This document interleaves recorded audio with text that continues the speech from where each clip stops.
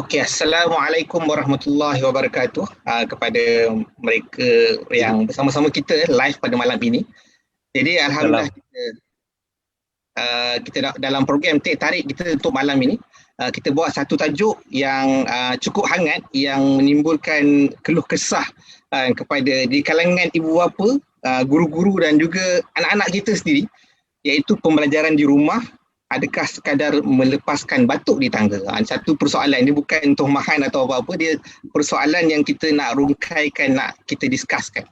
Sebab semua tahu keadaan yang berlaku hari ini daripada tadika, kemudian sekolah rendah, sekolah menengah, universiti. Seminar-seminar yang berbayar pun semuanya kena buat secara online. Okay, jadi sebelum kita masuk ke topik itu, bersama dengan saya hari ini, saudara Izham Yusof, Cikgu Izham lah kita boleh panggil, penolong pengarah daripada Jabatan Pendidikan Negeri Kedah. Dan juga bersama saya adalah co-founder kepada Pandai, aplikasi untuk pembelajaran, saudara Khairul. Dan untuk permulaan sesi pertama ni kita nak minta supaya kita saudara dua orang ni untuk terangkan serba sedikit lah latar belakang tuan-tuan. So kita mula dengan Cikgu Izham dulu, insyaAllah. Okay, terima kasih Cik Bukhari. Yang pertama saya ucapkan terima kasih banyak kepada Akademi Machines kerana sudi menjemput saya pada malam ni. Jadi saya terangkan sedikit lah pasal saya diberi nama Muhammad Izham bin Mat Yusof. Sekarang berstatus penolong pengarah di Jabatan Pendidikan Negeri Kedah Darul Rahman, sektor pembelajaran. Saya bermula kerjaya sebagai seorang jurutera di dua buah syarikat sebelum saya mengambil keputusan untuk berhenti bekerja. Dan masuk ke dalam bidang akademik, dan insya-Allah sekarang ni saya rasa selesa bila saya berada dalam dunia pendidikan, berkecimpung dengan anak-anak didik dan juga anak-anak kita sendirilah di rumah ni, insya-Allah. Itu je sebagai ringkas dari saya. Oh, menarik. Sebenarnya saudara Izham ni dia agak spesies yang rare lah dalam kalangan mereka yang graduate Jepun ni. Daripada lepas dia kerja kat kilang tu, dia terus masuk join bidang pendidikan. So kita orang respect dia punya decision, dan kita boleh tengoklah keadaan dia hari ni memang boleh menyumbang direct kepada kita punya anak bangsa. So next kita pergi ke Encik Khairul sikit, serba sedikit insyaAllah. Okey. So bismillahirrahmanirrahim. Assalamualaikum kepada semua dan terima kasih kepada tuan moderator dan juga Akademi Machines sebab jemput saya juga ke sini. Bersama dengan jemputan hebat lain lah, Cikgu Izham ni, orang kuat JPN Kedah.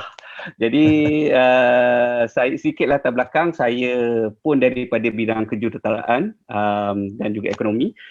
Lepas balik Malaysia tu saya sempatlah kerja sekejap di sebuah multinational company. Kemudian selepas beberapa tahun saya jumpa rakan-rakan dan kami sama-sama decide nak quit kerja dan jump into setting up kita punya venture sendirilah dalam bidang teknologi dan pendidikan. So over the years tu, daripada tahun ni, masa zaman muda-muda lagi lah, tahun 2007 macam tu, kita mula dalam pendidikan ni, kita buat traditional program sikit lah, face-to-face program, paper-based program, semua ni secara kecil-kecilan, Alhamdulillah grow dan sebagainya. Kita ada buat keluarkan bahan pendidikan sendiri, ada bawa daripada luar negara, dan dengan endorsement daripada KPM juga, ramailah terlibat dengan paper-based program kita. So sebagai contoh, tahun lepas saja 2019, lebih kurang 75,000 pelajar daripada seluruh Malaysia dapatkan bahan-bahan daripada kita lah, ataupun terlibat dalam program kita lah. So daripada situlah kita nampak macam kalau kita ada teknologi, satu mungkin kita boleh reach even more students lah, lagi ramai lah seluruh Malaysia. Walaupun sebelum tu kita pergilah ke mana-mana rata, tapi dengan teknologi mungkin lagi senang. Dan nombor dua tu, impact tu mungkin boleh berterusan lah. Kalau bahan-bahan atas kertas atau face-to-face ni kan banyak kekangan kan, dengan teknologi ni harian pun kita boleh release benda bahan-bahan baru ke semua. So dari situlah timbul ilham Pandai actually tahun lepas, masa bulan puasa tahun lepas. Jadi kami pun baru lagi, Pandai pun baru ditubuhkan hujung tahun lepas. So itulah sikit sebanyak tentang latar belakang kita. Okey. Menarik sebenarnya dengan background Cik Khairul dengan syarikat dia. Saya kawan baik dengan Isnan, kawan dia tu. Sebab mereka ni bukan terus terjun daripada teknologi, terus terjun dalam bidang pendidikan. Mereka sendiri ada banyak urus niaga dengan bahagian pendidikan dan ada feedback. So nampak satu perkaitan yang bagus lah dengan teknologi dengan pendidikan. Okay, kita pergi ke soalan yang mungkin soalan seterusnya.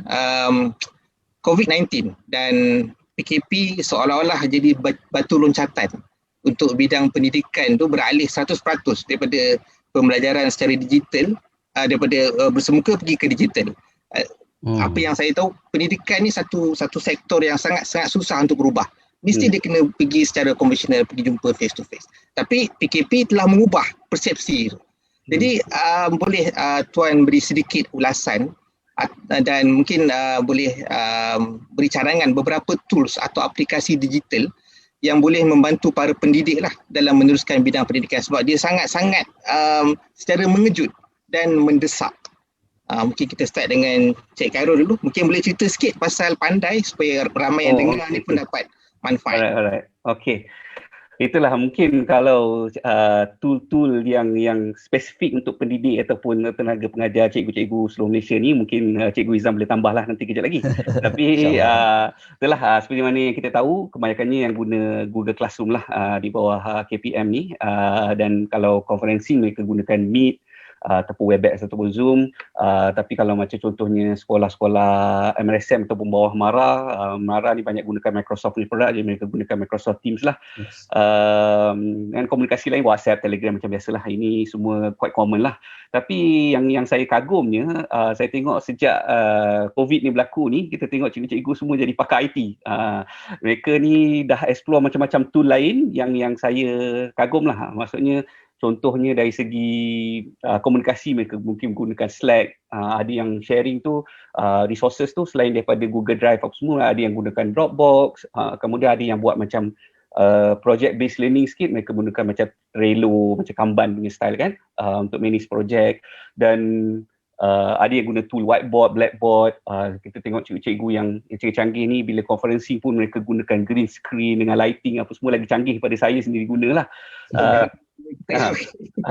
So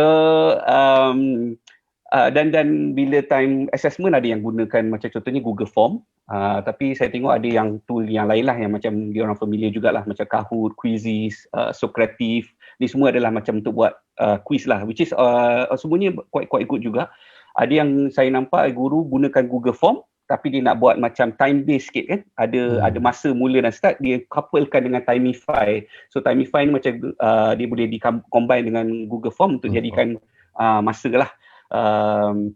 Ada banyak tool lah di luar sana lah. So contohnya kami sendiri di Pandai ni, kita fokus on assessment lah. Maksudnya Pandai ni secara harian, jadi pelajar bila gunakan Pandai, dia dapat macam contohnya daily quiz, dapat topical test, dapat sample exam paper.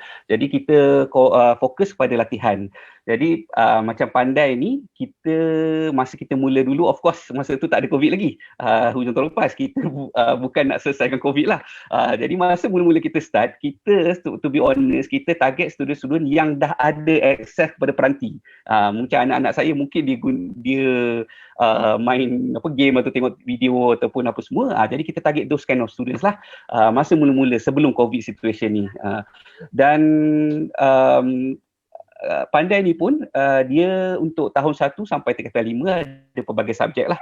Dan berbeza dengan tool lain, kita bukan nak replace cikgu-cikgu lah. Kita nampak ada value dalam human interaction ni lagi. Jadi kita lebih pada bahan latihan lain di luar dan lebih pada replace macam mungkin buku latihan semua tu lah. Of course kita ada gamification, personalization, yang lebih detail explanation yang lebih lengkap lah. Jadi kita nampak selain pada Pandai, ada banyak lagi syarikat-syarikat kat luar sana, publisher besar dan juga daripada startup-startup teknologi kecil lain yang cuba contribute jugalah dengan dia punya tool-tool dan aplikasi mereka lah. Tapi apa yang pasti, masalah ni ataupun gap dalam pendidikan ni actually besar. Masalahnya besar dan pelbagai. Jadi semuanya cuba solve dengan angle masing-masing. Ada yang fokus on contohnya live tutoring, ada yang fokus on video content, student monitoring, LMS maksudnya learning management system lah.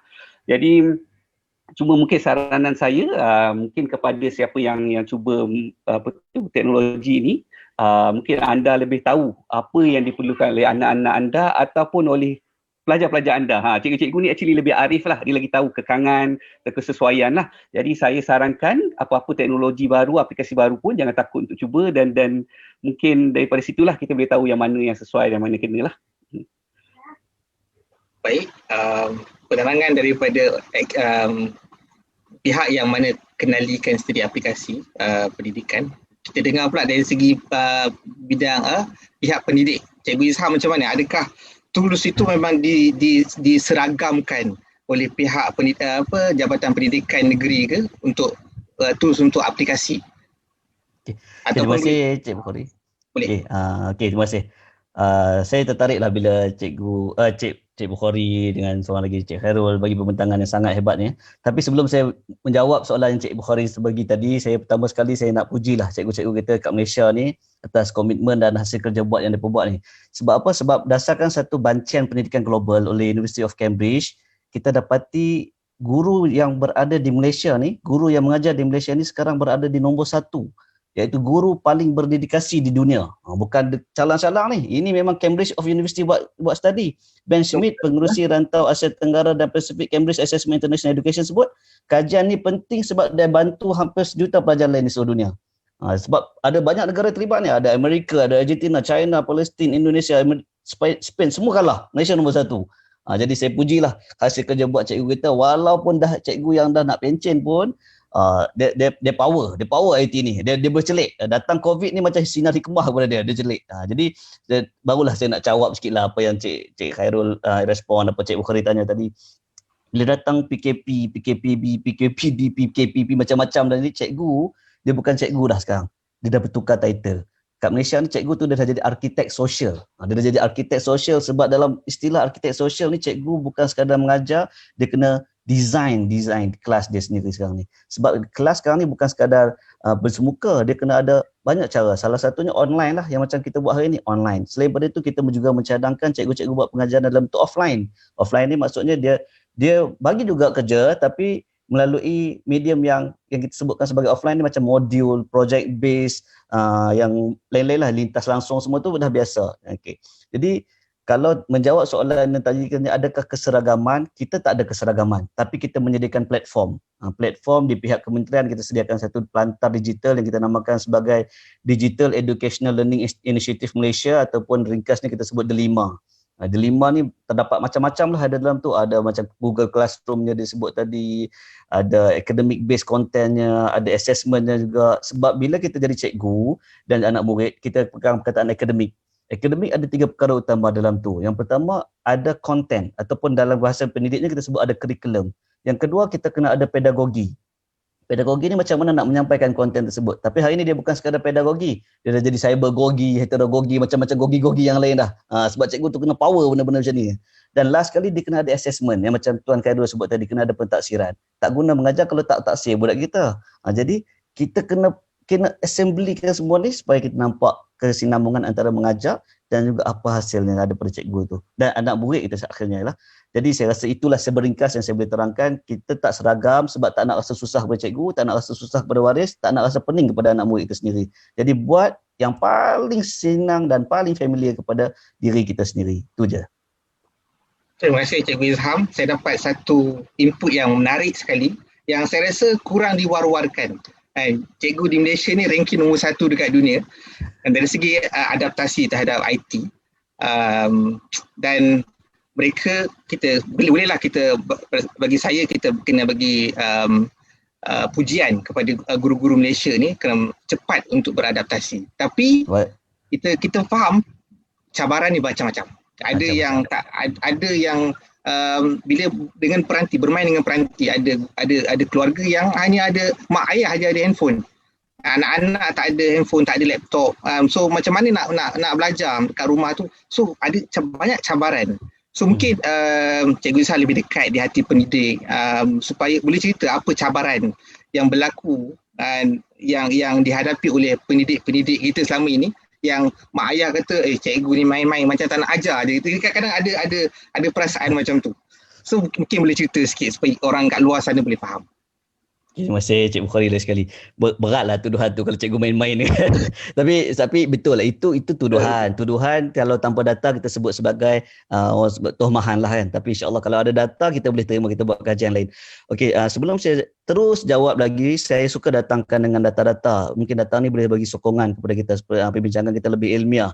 Jadi kalau kita di kementerian, kita buat tinjauan. Setiap hari kita buat tinjauan. Walaupun PDP, orang panggil PDP berlangsung di rumah. PDP ni pengajaran dan pembelajaran lah ya. Sekarang ni di rumah jadi panggil PDPR. Dia sebab dia di rumah. Jadi sehingga ke hari ini kita dah dapat mencatatkan murid yang mengikuti PDPR secara online peratusannya adalah kurang lebih 54% di Malaysia ni. Maksudnya lebih daripada separuh boleh ikuti secara online. Yang mengikuti secara offline, maksudnya dia ada modul, ada projek, ada kerja-kerja yang di belakang selain daripada online, kurang lebih 20.24%. Dan yang kekangannya yang murid langsung tak dapat ikuti berbaki lebih kurang 25%. Maksud kata betul lah seperti yang disebutkan oleh Cik Bukhari itu, kita ada cabaran di sini. Cabaran-cabaran di sini sebab selama ni bila di sekolah, seluruh tanggungjawab nak bagi anak murid kita pandai itu letak kat bahu cikgu. Tapi sebaliknya hari ni anak murid dah di rumah.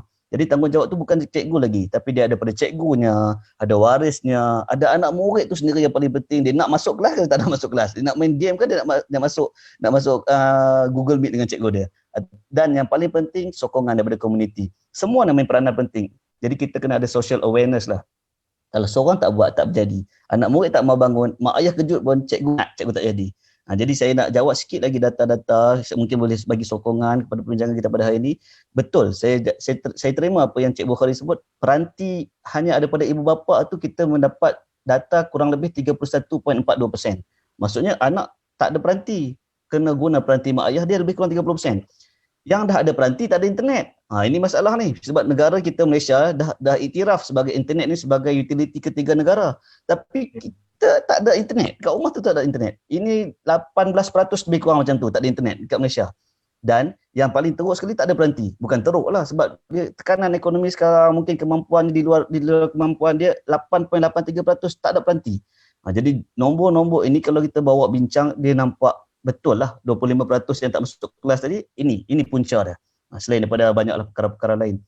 Jadi saya nampak ini cabaran dan juga ruang untuk kita terus berkarya dalam bidang akademik dengan sokongan daripada PIBG, sokongan daripada komuniti-komuniti lain, mungkin ada pihak swasta ataupun korporat yang lain boleh bersama-sama kita membantu anak murid kita yang tak dapat secara online ataupun offline ni. Cuma saya nak tambah kat sini sikit lah ya. Ada sikit kekangan bila kita buat online sekarang ni. Bila online, ada mak ayah komplain sampai 2 jam menghadap handphone, 3 jam nak duduk kelas kan, one whole day kan. Dia tension, anak-anak tension. Kalau kita duduk dalam kelas mungkin boleh main kacau kawan lain semua, tapi dalam rumah dia mungkin boring. Jadi di sini saya suka bagi satu sumber ataupun guideline lah daripada WHO. Kita ada screen time guidelines ikut umur. Kalau di sekolah rendah tu kita dah bagi saranan kepada pihak sekolah, daripada kementerian bagi saranan kepada pihak sekolah, untuk sekolah rendah tempoh layar dia ataupun screen time dia 1 ke 2 jam, maksimum 2 jam. Maksudnya kalau kita bagi kerja online, pihak sekolah kena pastikan jangan lebih sampai 2 jam. Kalau tidak, it's become a problem to that guy. Okay. Kalau untuk sekolah menengah rendah, maksudnya tingkatan 1 sampai tingkatan 3, maksimum tempoh layar 2 sampai 3 jam. Tak lama. Maksudnya dia menghadap screen time tu kena jaga sikit. Kalau menengah atas, form 4, form 5, or maybe form 6 sekarang, boleh lama sikit lah, 3 ke 4 jam. Itu pun sehari, bukan sekali hadap. Sekali mungkin setengah jam je. Ini WHO sendiri. Jadi pematuhan kepada tempoh ini kita dah bagi awareness kepada sekolah dan cikgu, dan kita lah di rumah, mak ayah kena patuh jadual, tanggungjawab sosial kita kena main. Kalau tidak, self learning education tu tak bermakna lah. Cikgu dah pakai baju, hari ni saya tengok ada viral, cikgu pakai baju macam orang Dayak Kadazan tu semata-mata nak bagi anak murid dia datang seronok masuk kelas sejarah dia. Saya tengok dia make up, cantik betul. Cuba nak tarik anak murid dia masuk kelas sejarah, semata-mata macam tu dia buat kan. Jadi cikgu dah buat, mak bapak ada peranan. Jadi kita kena bagi orang panggil social awareness lah, mak ayah, ibu, komuniti yang lain. Sebab kalau tidak dia jadi beban psikologi lah, bukan kepada anak murid saja, cikgu tu pun beban balik. Orang dah buat kelas tak nak masuk pula kan. Jadi saya rasa mungkin itulah perkongsian sikit daripada saya. Mungkin saya serah balik kepada cikgu. Ada satu soalan nak tambah sikit kat Cikgu Izham. Boleh. Ada peratusan, peranti ada 30 something persen kan, dan internet ada 18%. Apa yang jadi pada guru murid-murid yang tak ada peranti ni, ada masalah ni dan tak ada internet, adakah dia akan terbiar macam tu saja? Okey. Cantik soalan Cik Bukhari ni. Ini yang saya nak sebut tadi, kita di pihak kementerian, begitu juga jabatan PPD yang lain-lain, peringkat pengurusan ni kita dah meletakkan PDPR ataupun pembelajaran di rumah ni tidak terhad kepada online dan offline sahaja. Kita ada 4 kaedah PDP yang lain. yang boleh cikgu-cikgu gunakan. Yang pertama kita sebut tadi kaedah dalam talian ataupun online. Yang kedua kita ada modul. Modul ni maksudnya cikgu merancang. Cikgu dah jadi arkitek dah sekarang ni. Jadi dia kena merancang. Dia kena buat rancangan pengajaran harian dia. Yang pertama mungkin 10 minit pertama budak-budak tengok video yang telah dia diberikan. Yang kedua, budak-budak ini kena menjawab soalan. Yang ketiga mungkin menghasilkan projek. Itu disebut sebagai modul. Yang daripada A sampai Z cikgu bagi. Sampailah terakhir ada pentaksiran. Ini modul ni cikgu letak di guard house ataupun dibuat satu tempat yang anak muridnya boleh datang ambil, cukup masa seminggu ataupun 2 hari serah balik ke situ untuk cikgu pungut, untuk cikgu kutip balik. Ada, memang kita buat perkara ni. Di mana-mana negeri pun kita buat. Yang kedua kita ada offsite learning. Yang mana offsite learning ni kalau di Kedah mungkin kurang, tapi di negeri-negeri yang ada rumah panjang apa semua tu, kita gerakkan guru kita ke pusat komuniti yang mungkin himpunan muridnya 4 ke 5 orang, 5 ke 10 orang, tak ramai yang masih menjaga SOP, jadi kita buat offsite learning terus ke situ. Dan tak lupa kaedah yang keempat, kita banyak sambutan sangat yang ni. Kita buat project base. Maksudnya cikgu bukan sekadar cikgu bahasa Melayu, tapi cikgu BM, cikgu sejarah, cikgu matematik bergabung, minta anak murid dia hasilkan satu projek. Jadi di situ pentaksirannya bukan satu-satu je lah. Jadi beban tu kurang. Sebab contoh, projeknya membina modul rumah tingkat atas beberapa tingkat, tapi macam mana nak menaikkan air daripada atas sampai ke bawah. Jadi di situ dia kena kira matematiknya, dia kena kira flow rate-nya macam mana, kekuatan bangunannya. Itu semua, itu dinamakan sebagai projek. Big picture, big idea, ataupun kita sebut dalam pendidikan kita sebut sebagai KMR. Kemahiran yang KMR ringkasnya itu, sebab guru-guru bergabung kerahkan keringat idea untuk murid-murid juga berfikir macam mana nak dapatkan satu projek, tapi dalam tu adaptasi pelbagai mata pelajaran yang ada. Jadi kita takkan tinggalkan lah. Yang tak ada akses pun kita kena jaga. Itu yang kita sebut sebagai asas kepada semua budak. Tidak boleh semua orang kena dapat. Terbaik. Mungkin benda ni yang kita kena war-warkan supaya masyarakat kita pun anggap cikgu ni adalah frontliner yang mungkin orang tak nampak, tapi dia adalah frontliner untuk bantu tambahkan lagi kepahaman mutu pendidikan negara. Okey, saya nak pergi kat Cik Khairul. Tadi kita cerita pasal cabaran. Mungkin Cik Khairul boleh masuk sikit cabaran nanti. Dan kita dah tahu cabaran, apa langkah-langkah yang mungkin tuan boleh cadangkan macam mana pembelajaran di rumah ni dapat dilaksanakan dengan lebih efektif, kepahaman tu meningkat prestasi mereka. Mungkin Cik Khairul ada pandangan sebagai seorang ibu bapa ataupun dari segi orang teknokrat yang bahagian pendidikan sendiri. Okey, faham. Jadi betul lah, saya bersetuju dengan apa yang Cikgu Izham sampaikan tadilah.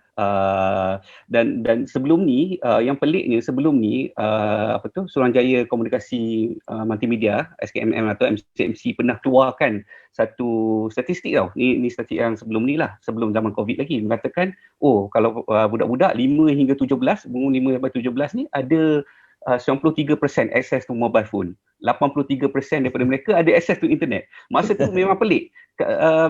MCMC keluarkan.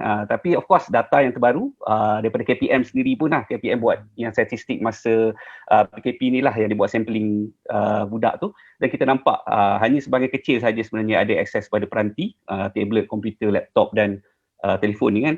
Dan sebahagian besar pun bukannya peranti personal, tapi adalah mak ayah punya. Jadi berebutlah dengan mereka, tak campur lagi berebut dengan adik-adik lain kan. Jadi masalah infrastruktur ni, masalah data dan device ni kan, data masuk internet, device peranti lah. Ni masalah yang infrastruktur lah. Jadi dia susah nak diselesaikan oleh mana-mana pihak. Maknanya bukannya satu-satu guru, satu-satu syarikat boleh selesaikan, tapi dia adalah masalah dasar negara lah. Jadi perlu diselesaikan daripada peringkat polisi lah, daripada kerajaan kita lah. Tapi kerajaan kita pun nampak perkara ni, bukan tak nampak, dan that's why dalam belanjawan baru ni yang di-announce oleh Tengku Zafrul, belanjawan tahunan ada bajet untuk bagi bantuan laptop yang 150 juta tu kan, tabung cerdik bawah Yayasan Hasanah untuk 150,000 pelajar. Mana 150 juta ringgit kepada 150,000 pelajar. Cuma mekanisme tu tak clear lagi lah. Adalah suara-suara daripada orang tanya, ada kontroversi sikit, orang tanya kenapa Yayasan Hasanah yang handle, kenapa KPM tak handle? KPM lagi berurusan dengan pelajar kan. Tapi apa yang saya nampak juga sejak PKP ni, memang laptop yang affordable semuanya laris dijual masa PKP ni. Of course bukan semuanya disebabkan pendidikan lah, sebahagian besar juga sebab work from home tu. Tapi memang ibu bapa cuba keluarkan dana-dana sendiri, cubalah cari korek sana sini untuk bantu anak-anak mereka supaya boleh belajar juga somehow lah, dengan tablet yang murah ke.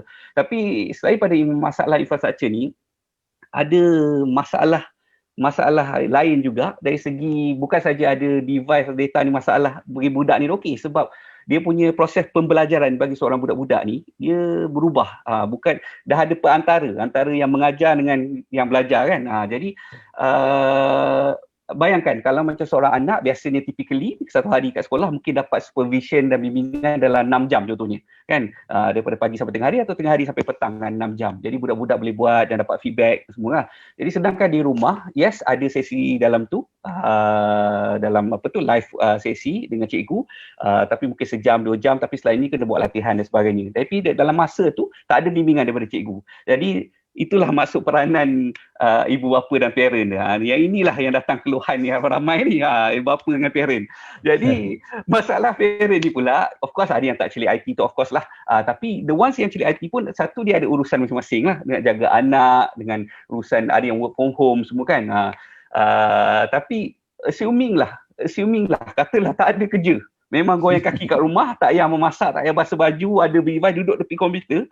Tapi satu bila anak kat sebelah mengajar, anak tanya sukatan membulat, mak tak boleh jawab. Anak tanya quadratic equation, mak tak boleh jawab kan. Tanya perjanjian universal ke apa semualah. Semua satu dari segi material, nombor duanya dari segi pedagogi lah, tadi Cikgu Izam cakap lah dari segi cikgu, tapi mak pun dah kena jam itu pedagogi kan. Jadi satu kalau tahu material pun, tapi teknik nak menyalurkan ni, nak interact dengan pelajar kan, sedang nak tahan sabar tu dari parent kan. Kadang-kadang ajar anak orang lagi senang pada ajar anak sendiri kan. Kadang-kadang dengan mak ayah ni dia rasa lagi tinggi suara lagi cepat anak faham bila dah lama kan. So itu pun masalah juga sebab mak dan ayah tak di-train dari segi material, nombor dua dari segi mengajar tu pedagoginya lah. Jadi itu cabaran pada ibu bapa. Tapi mungkin masyarakat mungkin tak nampak, that's why datang keluhan ni lah. Dia push, dia kata cikgu lah ni masalah dia, guru tak ni, KPM tak buat apa semualah. Tapi terus terang saya bersetuju dengan apa Cikgu Izam cakap lah, dan walaupun ada ramai yang mengeluh, parent lah especially mengeluh, saya sebenarnya bersetujulah apa saranan daripada Menteri Pendidikan kan, Dr. Muhammad Razif Jidin dan juga KPM secara amnya, yang memberi kebebasan kepada guru-guru untuk pilih sendiri cara yang terbaik lah. Jadi kesimpulannya, kalau dari segi pendidikan yang formal, pembelajaran formal daripada sekolah, saranan saya utama ialah sebagai parent kita kena ikut cikgu. Sebab cikgu ni dia tahu cara yang paling sesuai untuk pelajar mereka. Mungkin tak sesuai dengan anak kita seorang, tapi sesuai dengan kelas dia ataupun sekolah dia lah, dengan menjadi pelajar.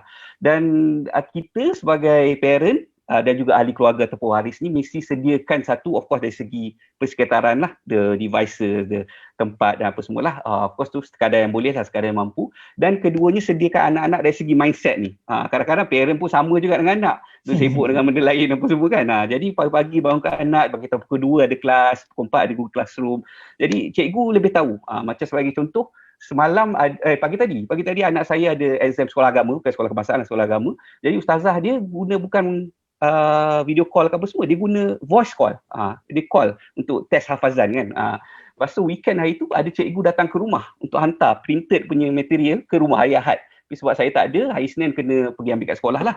Weekend hari tu dia hantar pada semua. So cikgu lebih tahu apa yang sesuai. Tak semua orang ada printer, tak semua orang ada all this facility lah dekat rumah dia lah.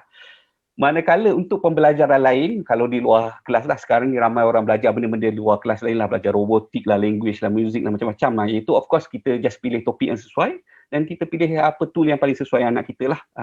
Dan dalam kes ini, ibu bapa lebih arif pula. Untuk anak dia special case kan, ibu bapa yang lebih arif. Anak dia minat robotik, anak dia suka lebih belajar laptop bermain tablet, jadi ibu bapa lebih arif, itu yang kena keluarga mainkan peranan masing-masing. So kita harap ibu bapa banyakkan memberi cadangan lah pada guru, kurangkan memberi mungkin keluhan yang kurang produktif ke, jadi kita sokonglah guru sama-sama. Itu sajalah daripada saya sikit sebanyak. Saya dapat rasakan apa yang Cik Khairul cerita tu. Anak saya pun tanya soalan. So, saya tak dapat nak jawab, kita pun Google lah macam mana soalan tu kan. So ini cabaran. Dan sebagai ibu bapa sendiri kita kena faham kan, apa tanggungjawab kita, and setuju dengan apa Cik Khairul cerita tadi, apa yang cikgu sesuai, apa yang dalam certain area ibu bapa lebih sesuai untuk tentukan. Cikgu Izham, mungkin boleh cerita lebih detail sikit tentang untuk menambahkan keefektifan pembelajaran di rumah tu. Macam-macam saya tengok inisiatif, mungkin saya nampak macam inisiatif sendiri daripada guru-guru, dia beli dia punya lampu, kemudian ada green screen semua tu kan. Atau mungkin boleh ceritakan langkah-langkah yang mana kerajaan sendiri sediakan untuk tambah pendidikan di rumah tu dengan lebih berkesan. Okey, berat ni soalan ni. Apa yang kita sediakan. Okey, baik. Okey, yang pertama saya sangat menghargai kerjasama ataupun usaha dedikasi cikgu-cikgu kita lah, sebab bila krisis global akibat penularan COVID-19 ni, dia bukan saja mengganggu PDP yang konvensional yang tertangguh dulu tu. Bahkan tugasan cikgu tu jadi semakin mencabar, sebab cikgu ni dia kena sesuaikan dengan norma baru, kebiasaan baru, PDP dalam talian semua tu. Jadi dia inisiatif sendiri. Tapi dari pihak kerajaan, dari pihak kementerian, kita tak lupa semua ni. Jadi kita dari pihak, kalau contoh saya di Jabatan Pendidikan Negeri Kedah, kita menyediakan e-tuition secara percuma. E-tuition ni maksudnya macam ni, tuition bukan tuition macam konvensional dululah. Konvensional dulu tuition masuk kelas berbayar macam lebih kurang sekolah lah kan. Okey, tapi hari ini tuition yang kita tawarkan adalah tuition dalam bentuk online. Kita cari guru-guru cemerlang, guru-guru yang mampu menyampaikan dengan baik, khasnya untuk anak-anak tingkatan 5 lah, sebab dia orang ni ada exam, final exam, ada SPM, itu pun tangguh masuk tahun depan. Jadi kita bantu dengan cara e-tuition, Kedah Education at Home, KED@H, Kedah juga. Jadi cikgu ni kita panggil ke jabatan, kita ada studio, kita buat rakaman, dan rakaman ini bukan sekadar rakaman, kita juga buat live. Maksudnya kita keluarkan satu jadual, macam Ahad ada subjek fizik, paper 1, paper 2, paper 3. Jadi satu hari itu kita bagi ruang dan peluang untuk anak-anak kita di rumah ikuti secara live tuition itu. Dia orang boleh bertanya, terus cikgu-cikgu menjawab. Kalau tak faham garis lurus ke apa semua, cikgu tu terus boleh menjawab. Isnin ada mathematics, paper 1, paper 2. Cikgu-cikgu yang cemerlang ni bantu kita melalui proses rakaman live juga. Maksudnya dalam satu masa dia jadi live, dalam masa yang sama kita rakam, dan budak-budak yang tak dapat ikuti secara live tadi tu mungkin data tak ada kan. Jadi dia cikgu di sekolahnya sendiri boleh rakamkan benda tu melalui YouTube dan hantar kepada anak murid kita, mungkin melalui saluran-saluran yang lain lah. Itu yang inisiatif kita bantu daripada pihak Kerajaan Negeri Kedah. Jabatan Pendidikan Negeri Kedah. Okay. Selain daripada itu, ramailah negeri-negeri lain pun banyak buat benda ni. Google Sites-nya. Google Sites dalam pautan-pautan Google Sites, setiap negeri tu ada dimasukkan pelbagai bahan lah. Kalau di kementerian sendiri kita ada EduWeb TV. Dalam EduWeb TV tu ada bahan buku teks digital. Dalam tu ada juga rakaman-rakaman PDP yang terbaik diambil, what we have amalan terbaik lah, the best practices among the teachers. Untuk setiap subjek, setiap tahun, setiap mata pelajaran ada dalam EduWeb TV tu. Cuma tinggal klik saja. Cuma bergantung kepada anak murid kita di rumah nak guna macam mana. Tapi kalau tanya cikgu, memang cikgu hari ini dia bukan lagi konteks pendidikan biasa, dia dah jadi IT literate teacher. Cikgu kena siapkan diri dia dengan e-learning, macam mana nak sampaikan kepada budak, cikgu kena tingkatkan ilmu, kompetensi, pengupayaan, kemahiran, macam-macam semua, dan cikgu dah buat. Saya boleh jamin kalau tak betul pun potong kuku lah, cikgu dah pandai lah benda ni. Potong jari saya tak berani. Sebab apa? Sebab kaedah pentaksiran, penyampaian semua tu cikgu dah arif sangat-sangat dah. Jadi cikgu cuma kena tambah sikit saja. Kalau tadi Cik Khairul kata anak murid, mak bapak kena ada mindset, cikgu pun kena ada mindset juga. Kena ada anjakan paradigma untuk terima bahawa senario pendidikan global hari ini, kita bukan saja menyediakan anak murid kita untuk periksa, tak. Kita menyiapkan generasi teknologi maklumat itu sendiri. Ini penting sebab apa? Dalam menyiapkan mereka ni, yakni pelajar kita menyediakan untuk menghadapi cabaran revolusi industri 4.0 jugalah. Khasnya untuk bersedia menjadi generasi digital lepas ni. Cikgu tak generasi digital tak apa, anak murid kena generasi digital. Kita kena ajar, bukan macam kita dulu, ajar untuk depan hari depan. Jadi saya rasa mungkin sikit daripada pihak kementerian dan guru-guru macam tu. Cuma nak tambah sikit lah, Bukhari kalau ada masa sikit. Boleh. Okey, kalau itu di pihak guru-guru, sikit untuk kita lah. Saya pun mak bapak, saya pun waris. Jadi ini study from Oxford Learning. Kita kena ada beberapa perkara jugalah untuk kita sediakan anak kita di rumah. Yang pertama, kita kena ada try active studying. Maksudnya kita sama-sama belajar dengan anak kita. Kita bukan bagi paksa dia belajar untuk jawab exam, tak. Kita kena tanya dia, kenapa nak kena belajar? Perlu tak dia belajar? Boleh tak dia rumah saja tanpa belajar? Dia seronok, tapi kita kena active studying, maksud kita main peranan dengan dia sekali.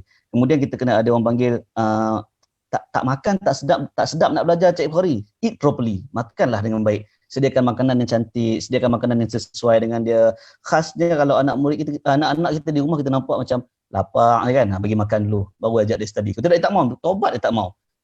Dan kita sebagai waris kena create timetable. Ini yang keempat lah kan, create timetable. Dan yang kelima paling penting sekali, study at right time. Memang cikgu ada bagi jadual. Kalau anak kita tengok tak mampu, kita bagi tahu kat cikgu anak kita tak mampu waktu ni. Kita study dengan dia pada waktu lain. Mungkin kita minta peluang kepada cikgu tu untuk study, sebab use a timer machine ni, sebab kita mak ayah duduk kat rumah, kita tengok anak kita macam mana pula sekarang, kita faham kan. Jadi sebab tu kita kena sebut sebagai untuk study at the right time. Teachable moment. Kita paksa pun dia tak terima. Penat. Jadi teachable moment tu penting. Dan last sekali yang Oxford Learning sebut, kita kena ada get course out of the way. Buang benda-benda lain tu. Time nak study, padam dulu WhatsApp kita. Kita pun kena WhatsApp, kena buang, mak ayah. Anak pun tutup PUBG ke apa benda pun tutup. Betul-betul right time, 30 minutes, 1 hour, betul-betul fokus untuk belajar. Cukuplah. Satu hari sejam, 2 jam, tu pun cantik. Maksudnya, 3-4 perkara yang digariskan di sini, ibu ayah kena main peranan. Cikgu dah main peranan dah. Anak-anak di rumah pun kena ready. Jadi ibu ayah kena main peranan. Di samping peranan kerajaan lah, macam Cik Khairul sebut tadi kan. Kena sediakan jaringan internet yang lebih meluas, pelan data yang lebih sesuai ke apakah, itu kita serah kepada yang lebih berhak pada untuk cakap perkara ni lah. Sekian saya serahkan balik kepada Cantik sekali poin yang Cikgu Sam beritahu tu. Ada soalan daripada Encik Edi Masri Muhammad. Dia kata, cikgu, ada tak perubahan pada desain pangkalan data utama di KPM before dan after pandemik? Kalau Cikgu Izham boleh jawab. Maksudnya desain pangkalan data tu dari segi apa, Cik Bukhari? Alamak, saya pun tak dia tulis, saya tak over sure. Dia kata ada perubahan tak desain pangkalan data utama di KPM. Itulah bunyi macam dia tanya pasal database kan, pangkalan data kan database. Database design ni dia content ke ataupun nak dari segi teknologi ke? Itulah. Dari segi teknologi ke?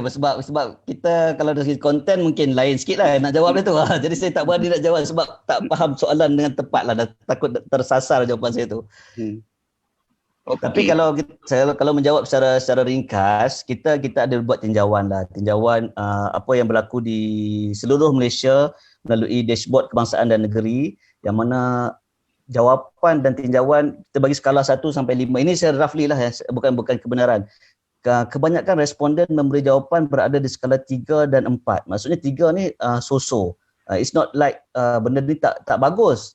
It's okay, tapi dia so-so. Dan 4 tu maksudnya dia dah nak okey. Ini mungkin banyak anak murid di bandar lah kan, saya menjawab macam tu.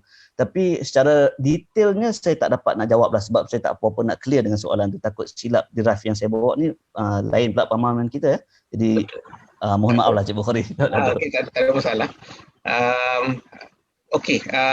Ini ada soalan yang daripada Encik Hakimi Subri. Saya sama dengan soalan yang saya nak utarakan sebenarnya. Masa hadapan kepada teknologi yang berteraskan pendidikan yang digunakan sekarang. Semua dah pakai Google Classroom, semua dah pandai guys tu. Then apa akan jadi apabila COVID-19 ni dah ada vaksin? Masyarakat dunia dah hidup normal, dah tak perlu penyarakan sosial. Pendidikan atas talian ni akan kembali terasing sebelum berlaku sebelum COVID-19 ataupun macam mana? Apa pandangan Cik Khairul? Okey, menarik kan. Ni nak suruh saya jadi ahli nujum ni, predict the future. Aduh. Okey, of course bila berlakunya situasi ni, of course dalam cabaran-cabaran kita adalah some silver lining lah, some hikmahnya lah. Satu, of course tadi kita dah bincang panjang lebar, adoption of this technology bukan saja among student tapi among parent, among teachers jugalah, dan dalam situasi pendidikan kita lah secara menyeluruh sampailah ke peringkat kementerian seterusnya lah. Tapi apa yang saya nampak macam baru-baru ni awal bulan November ni juga, jadi saya saya jadi salah satu panel dalam satu conference, nama dia EduTech Asia, satu conference macam teknologi pendidikan lah, Education Technology EduTech Asia yang terbesar lah dekat Asia ni. Jadi apa pemerhatian saya sebelum-sebelum ni, tahun-tahun lepas saya terlibat jugalah dengan EduTech Asia ni, saya sebagai peserta apa semua, baru ni saya sebagai panel. Tapi apa yang saya nampak berbanding dengan tahun-tahun lepas ialah satu, teknologi pendidikan ni yang baru-baru ni banyak sangat mana muncul. Berbagai-bagai lah. Ada yang fokus on macam bahan pengajaran, dia fokus on latihan, dia fokus on macam managing resources, pengurusan pelajar, communication, semua ni lah. So satu makin banyak. Yang kedua, yang mana teknologi pendidikan ni, edtech yang ada ni, education technology yang dah ada ni, satu dia makin canggih, maknanya pertama baik. So ada banyak-banyak tool-tool yang baru-baru lah. Dia punya macam contohnya conferencing tool, jadi videonya lebih quality, audionya lebih quality. Ada teknologi macam contohnya VR, AR kan, virtual reality, augmented reality lah. Dan ada yang berkaitan dengan AI lah, machine learning lah, analytics macam-macam. So benda-benda ni datang sebab ada keperluan sekarang. Jadi kita tak boleh nafikan COVID ni satu titik perubahan yang besar, sangat besar dalam dunia pendidikan. Of course dalam industri lain, teknologi memang disruptor, dia disrupt dalam banyak-banyak industri lah. Kalau tengok dalam fintech mungkin cepat sikit, dalam health tech pun okey boleh tahan. Tapi edtech ni, education ni agak lambat sikit lah nak adopt teknologi ni lah, sebab education ni lebih konservatif. And the reason paling besar ialah dia menyebabkan stakeholder yang ramai. Kalau satu, ramai orang terlibat dalam sini, daripada anak, parent, kepada ibu bapa, kepada guru dan kepada keseluruhan kementerian. Dan kementerian KPM adalah organisasi yang sangat-sangat besar lah berbanding dengan kementerian lain kan. Dan satu lagi, semua orang ada pendapat tentang pendidikan. Kalau tanyalah sesiapa kan di jalan-jalan, tanya ada pendapat pendidikan, ada. Tanya pendidikan ada. Kalau kita tanya pendapat tentang bidang lain, ada pendapat tentang perikanan ke, pelombongan ke, tak ada. Orang dalam bidang tu saja ada pendapat. Tapi pendidikan ni semua orang nak ada pendapat. Sebab semua orang pernah jadi belajar atau semua orang ada anak yang belajar kan. Jadi dia memang susah sikit lah. Any change ni dia resistant sikit. Tapi bila situasi ni, KP ni, kita harap-haraplah dah tak berlaku dah kan, COVID ni semua dah selesai atau vaksin dah sampai, dan semuanya alhamdulillah seperti sedia kala. Saya nampak teknologi dalam pendidikan ni still mainkan peranan, sebab kita dah nampak dah some benefit dia. Jadi kita menuju ke arah mungkinlah some form of blended learning, blended ataupun hybrid learning lah, mana combination of offline ataupun online lah. Macam Pandai sendiri, masa kita start Januari, masa bulan Januari tu kita ada lebih kurang 300 lebih user saja bulan Januari lah. Itu first month tahun ni, Januari 2020. Kita start working on Pandai last year, tapi kita release our app tu Januari this year lah. And then February about 2,000 users. And then March tu, because of the COVID datang tu, dengan MCO situation, sekolah tutup, pusat tuition tutup apa semua, number tu jump tinggi. Maknanya dia pergi ke 20,000 macam tu, 10 kali ganda, daripada 2,000 ke 20,000. Dan hari ini lebih 100,000 pelajar lah daripada seluruh Malaysia gunakan Pandai lah. So, dan benda ni kita pun tak jangka masa kita start lah. Dan kita, contohnya Pandai juga baru-baru ni alhamdulillah dalam proses buat satu projek, sandbox project bersama dengan MOSTI, Kementerian Sains Teknologi dan Inovasi.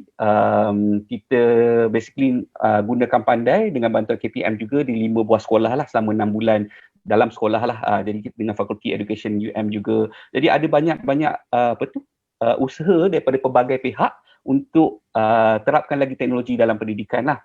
So yes, belajar secara digital ni banyaknya cabaran dia, kita dah cakap panjang lebar, tapi alhamdulillah makin ramai sedar ada benefit jugalah sikit sebanyak.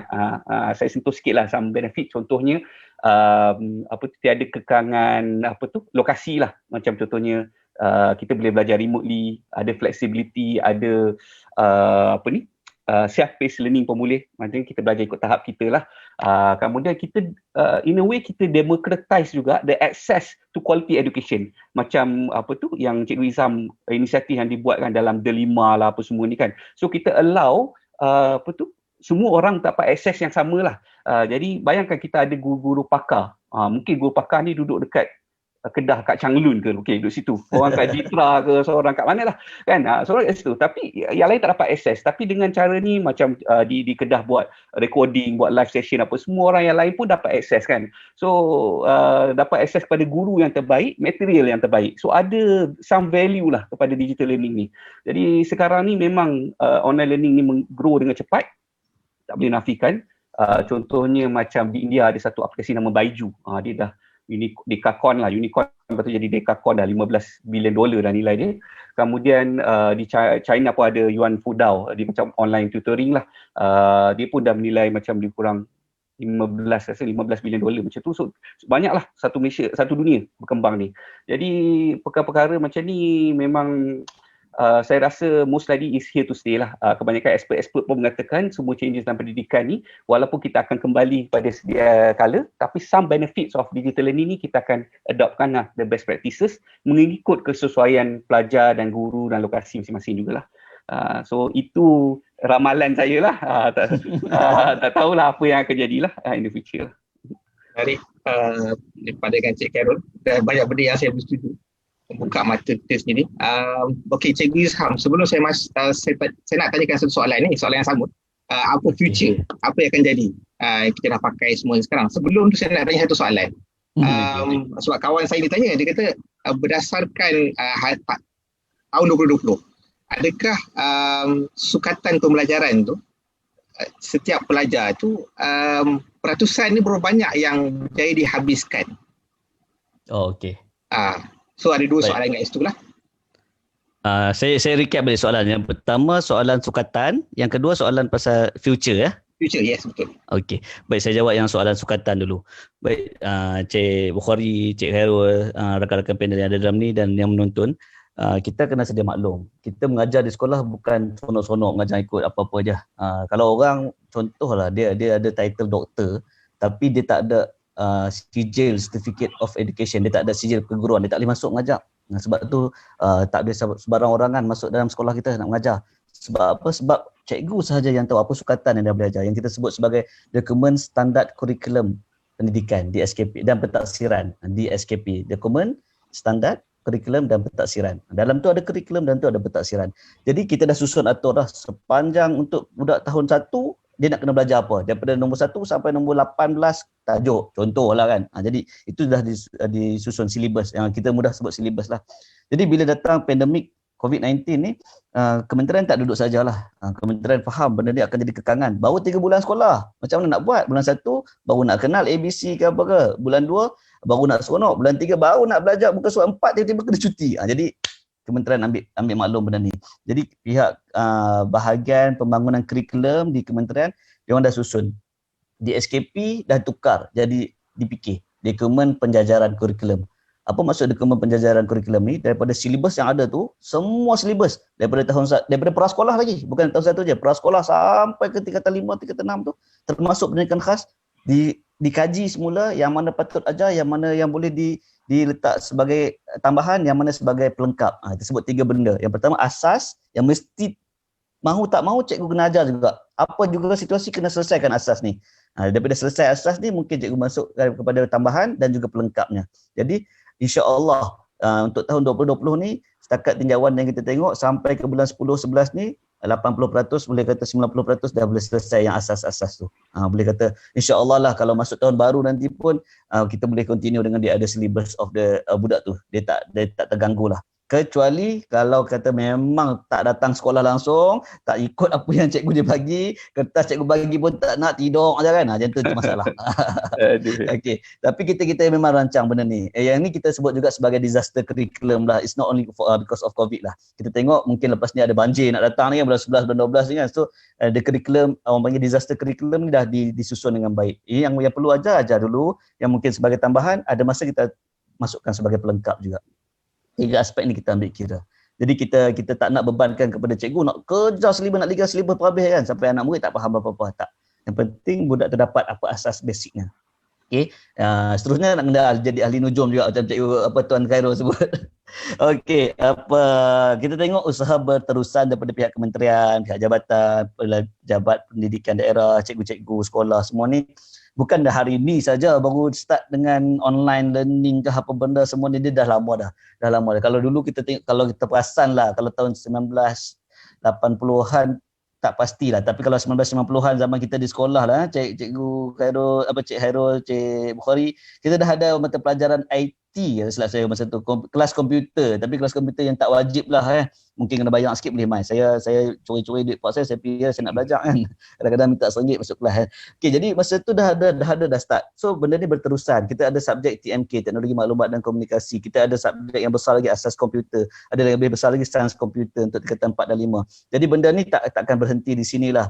Kelestarian itu perlu. Kalau kita buat hari ni nak habis one off, itu tujuannya tak tercapai masalah. Tak settle problem benda ni. Jadi itu sebab pelantar dilema ni kita buat untuk berterusan lah. Jadi kita minta setiap guru, bukan minta, kita dah bagi. Setiap cikgu kita bagi ID dilema ni. ID Google Suite lah yang ni. Bukan cikgu saja, setiap anak murid kita ni.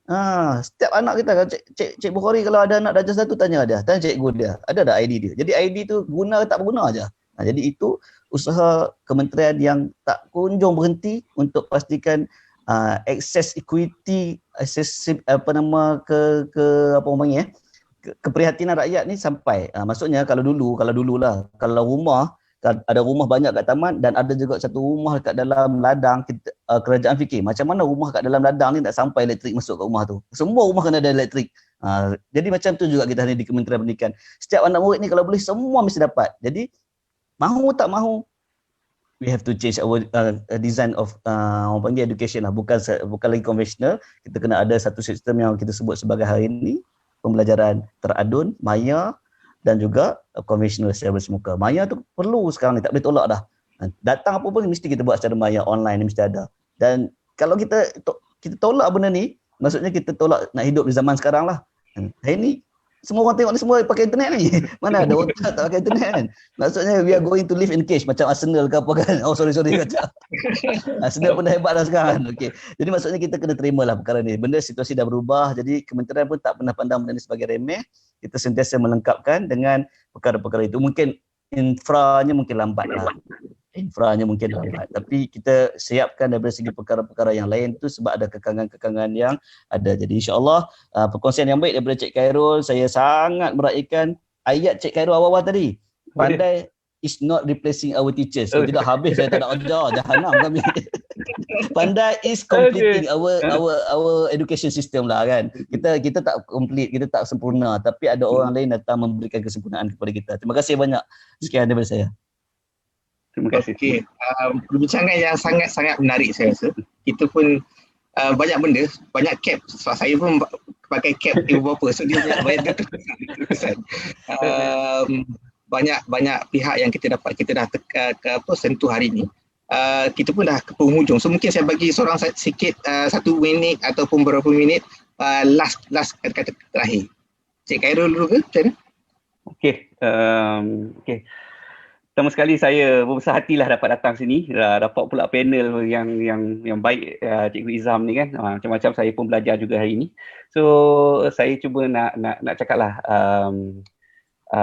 dalam keadaan sekarang ni memang bukannya mana-mana satu pihak lah yang boleh bantu dan juga menyelesaikan apa yang berlaku, masalah untuk pengajaran dan pembelajaran. Dan apa yang pasti anak-anak yang baru mula sekolah ataupun sedang bersekolah dalam tahun sekarang ni adalah anak-anak yang bila akan datang dia akan membesar dan menjadi either worker ataupun leader dalam dunia yang digital first. Yang digital first.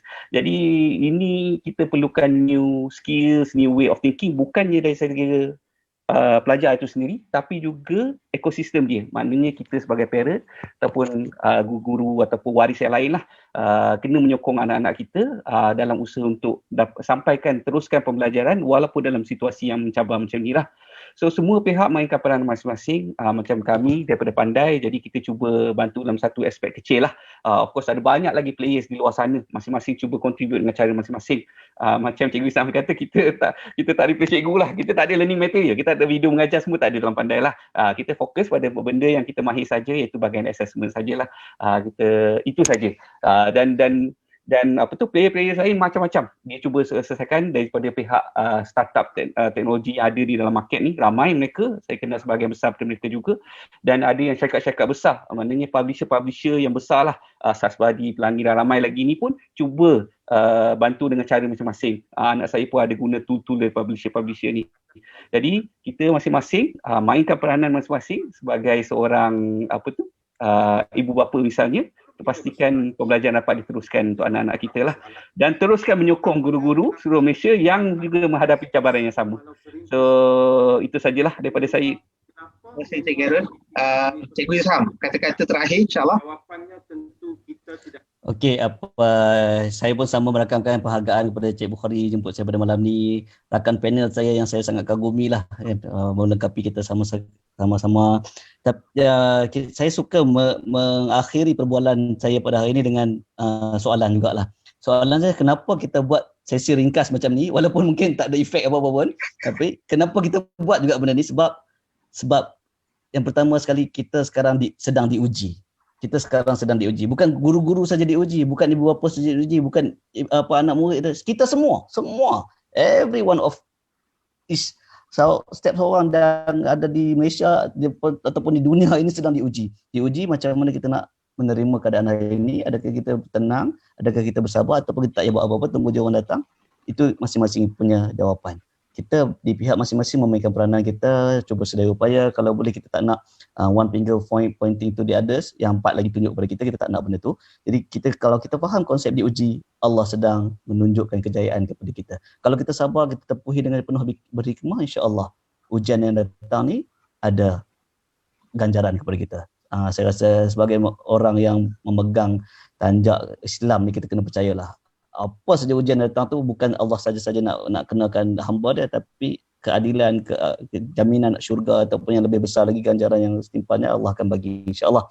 Itu saja daripada saya. Sekian, terima kasih. Terima kasih Cik Izham, terima kasih Cik Khairul. Satu perbincangan yang saya rasa membuka minda, membuka mata kita. Banyak benda yang kita tak tahu, hari ini kita tahu. Jadi kita dah sampai kepada penghujungnya. Saya suka untuk menghabiskan saya punya sesi kita hari ini dengan serangkap pantun. Masak di dapur kuih seri muka sambil tengok berita terkini. Belajar online atau bersemuka, pintar soleh, itu yang kita ingin. Okey. Okey, cantik tau. Kita tutup dengan tasbih kifarah. Subhanakallah.